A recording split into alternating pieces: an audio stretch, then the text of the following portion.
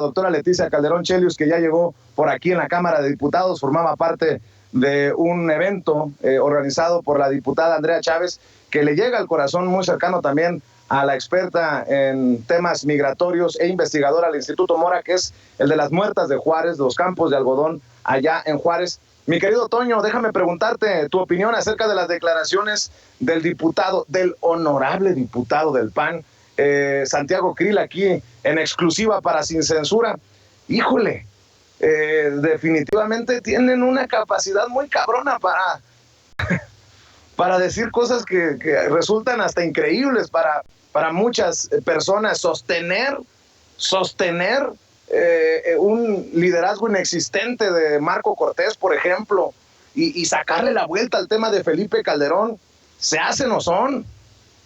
Vicente, lo que también es lamentable y que me duele muchísimo es que inventen, que mientan directamente, no a Vicente Serrano, no a Toño Ruiz, no a Nancy Flores, no a Meme Yamel, no al equipo de Sin Censura, que le mientan a usted que nos ve y que nos escucha, que salga Santiago Krill, quien, insisto, no ha votado por él, bueno, pues no han votado ni en su colonia por él, ni en el muy oneroso fraccionamiento en el que tiene su mansión, votarían por él. Y que nos asegure que no puede dar más respuestas a Vicente Serrano porque tiene prisa, porque tiene que hacer esto y aquello. Eso es, en primer lugar, algo verdaderamente terrible porque le mienten a usted, no le mienten a Sin Censura, le mienten a usted que nos ve y que nos escucha, siendo un político, un servidor público que tiene que darnos la mayor transparencia y el tiempo suficiente para responder preguntas muy concisas que hizo Vicente Serrano. No se cae de la mata el discurso estúpido de que supuestamente existe una dictadura, una tiranía por parte de López Obrador, cuando es ese presidente el que se abre al diálogo, el que instruye a su secretario de Gobernación a que platique, a que hable con precisamente esa oposición que pide ya a gritos y en voz de Santiago Krill diálogo, y las respuestas son verdaderamente indignantes. Respuestas primero asegurando de que ya hay diálogo político, respuestas en las que evaden hablar precisamente de la pregunta que le hizo Vicente con una chingada. ¿Por qué le llaman dictador a un presidente cuando es un dictador que se abre y que no los persigue? ¿Por qué le llaman tirano a un presidente que está abierto precisamente al diálogo que están hablando? Dice Santiago Krill que lo que se necesita hacer es dejar atrás los agravios pasados, situaciones que obstruyen el diálogo. No son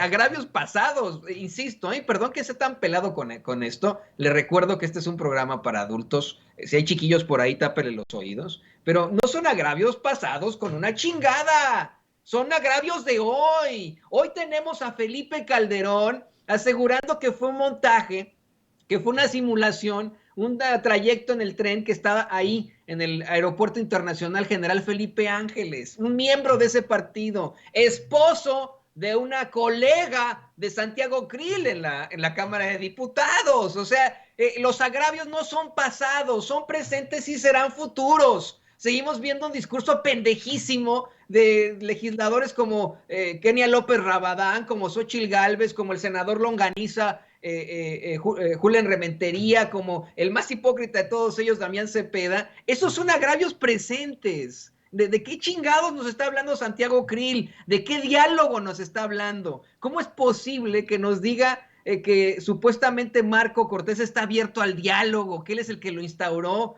y que bueno, pues tienen que ver hacia el futuro, que en el pasado no se resuelve nada? No, en efecto, el pasado que nos dejaron ustedes, hijos de la chingada, con ese gobierno espantoso de Felipe Calderón en el que se abrieron las puertas del infierno, no puede traernos a los muertos a la vida una vez más. Ahí sí tiene razón el muy cabrón de Santiago Krill, Vicente, estoy muy enojado, al decirnos que ya no podemos regresar al pasado, que el pasado ya no resuelve nada. No, pero no lo vamos a olvidar nunca. No vamos a olvidar nunca que fue ese panismo, como menciona Nancy Flores, el encargado de establecer una serie de violaciones a los derechos fundamentales de los mexicanos. Y por eso yo les digo, vayan y chinguen a su madre.